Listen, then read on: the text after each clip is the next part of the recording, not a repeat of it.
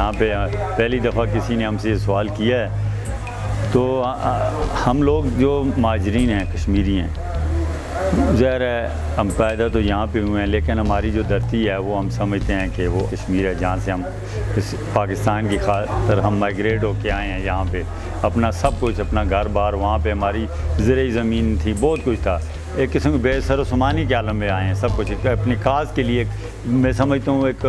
अपने जो है दीन के साथ हमारी जो एफिलिएशन थी, इस्लाम की खातर, पाकिस्तान की खातर हम अपने इलाके को, मैं समझता हूँ दुनिया का सबसे मुश्किल काम जो होता है वो अपना घर बार छोड़ना होता है। कि जब किसी कश्मीर के इलाके का या कश्मीर इशू पे बात होती है तो कुदरती तौर पे हमारे दिल के जो साज हैं उनको छेड़ लिया जाता है। हम उस दर्द को, उस कर्ब को महसूस करते हैं, क्योंकि हम उस धरती से हमने आए हैं, तो उस धरती से हमारा रिश्ता जो है वो मैं समझता हूँ नाकाबिले बयान भी है, और वो हमारा रिश्ता उनके साथ हमेशा